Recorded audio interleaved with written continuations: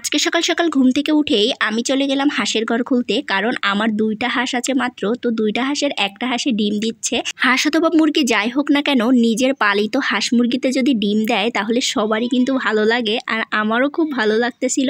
তারপর আমি সব হাঁসগুলো খুলে তাদের খেতে দিলাম। এই যে এতগুলো হাঁস দেখতে পাচ্ছেন, এই সবগুলো হাঁস কিন্তু আমার না, এখান থেকে মাত্র দুইটা হাঁস আমার, আর সব হাঁসগুলো কিন্তু আমার জায়ের। তো আমি হাঁসগুলোকে খেতে দিলাম, তারা খাবার খেয়ে চলে গেল। এরপর সকালে নাস্তাটা শেষ করে আমি চলে আসলাম এক গাদা কাপড় চোপড় পরিষ্কার করতে। কদিন ধরে তেমন রোদ্দুর হচ্ছিল না, আজকে খুব ঝকঝকে রোদ্দুর উঠছে সকাল থেকে, তাই ভাবলাম কাপড় চোপড়গুলো ধুয়ে দিই। কাপড় চোপড় পরিষ্কার করা যে কতটা কষ্টের কাজ তা যারা একমাত্র পরিষ্কার করে তারাই বোঝে। আমার তো মনে হয় অন্য অন্য কাজের থেকে এই কাপড় পরিষ্কার করার কাজটা একটু বেশি কষ্ট। যাই হোক, এখানে আমি 2 গামলা ভর্তি করে কাপড় চোপড় ভিজিয়ে দিলাম। শুধু আজ কেন, প্রায় প্রতিদিনই আমার ঘরে কাপড় চোপড় ধোয়া লাগে, কারণ আমার একটি ছোট্ট বাচ্চা আছে যে কিনা সবসময় নোংরা করতে থাকে কাপড় চোপড়, আর সবসময় আমার ধুতেই হয়। তো যাই হোক, এদিকে কাপড় চোপড়গুলো পরিষ্কার করে এখন ছাদে চলে আসলাম নাড়তে। দেখেন ছাদে প্রচুর পরিমাণে রোদ্দুর, আর আজকে যেহেতু সকাল থেকে রোদ্দুর উঠেছে, কাপড় চোপড়গুলো ধুয়ে 12টার দিকে গোসল করে ফ্রেশ হয়ে নিলাম। এরপর এসে দেখি দুপুরের রান্না কমপ্লিট হয়েছে। আমাদের যেহেতু যৌথ ফ্যামিলি, তাই আমার যা দুপুরে রান্না করে আর আমি সকালেই রান্না করি।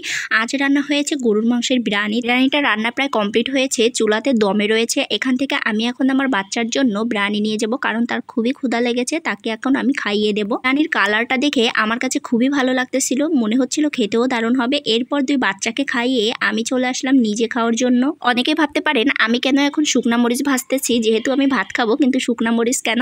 আসলে বিরিয়ানিতেই শুকনা মরিচ পেঁয়াজ দিয়ে সরিষার তেল দিয়ে মাখিয়ে খেতে দারুণ মজার লাগে। আমি এখানে শুকনা মরিচ ভেজে নিয়েছি, তারপর পেঁয়াজ কেটে এটাকে লবণ আর সরিষার তেল দিয়ে মাখিয়ে নিয়েছি। এরপর একটা ডিমও সেদ্ধ করে নিয়েছি। তারপরেই তো চলে আসলাম খাবার খেতে। দেখেন এই যে এই মশলা দিয়ে খাবারটা খেতে যে এত দারুণ, যারা যারা খাননি তারা অবশ্যই এই শুকনা মরিচ ভেজে পেঁয়াজ দিয়ে সরিষার তেল দিয়ে লবণ দিয়ে মাখিয়ে খাবে। এটা খেতে যে এত টেস্ট সত্যি আমার জানা ছিল না। আমি বিয়ের আগে কিন্তু এটা কখনোও খাইনি এভাবে মশলা বানিয়ে। বিয়ের পরে শ্বশুরবাড়ি এসেই কিন্তু এটা শিখেছি আমার বড় জায়ের কাছ থেকে। আবার এই যে ভাতের ভিতরে যে কাঁচামরিচটা দেওয়া হয়, মানে কাঁচামরিচ সেদ্ধ, সেটা খেতেও কিন্তু বেশ দারুণ লাগে। বাড়িতে বিরিয়ানি হলে তো কোনো কথাই নেই, মনে হয় একটু বেশি খাওয়া হয়ে যায়। আমি এখন ডায়েটে আছি, কিন্তু এভাবে যদি বিরিয়ানি ভালো মন্দ রান্না হয় তাহলে তো মনে হবে যে আমার ডায়েটটা একদমই কমে যাচ্ছে। এখন আমি এই মরিচের মশলাটা দিয়ে খুব সুন্দর মতো ভাতগুলো মজা করে খেয়ে নেব, আর একটু সাথে ডিমও নেব। ডিম দিয়ে খেতে আরও বেশি দারুণ মজার হবে। তাই আমি যে হাঁস সকালে ডিম পেড়েছিল সেটাই সিদ্ধ করে নিয়েছি। তো যাই হোক, আমার ভিডিওগুলো আপনাদের কাছে কেমন লাগে অবশ্যই সেটা কমেন্টসে জানাবেন, আর আপনাদের মতামতে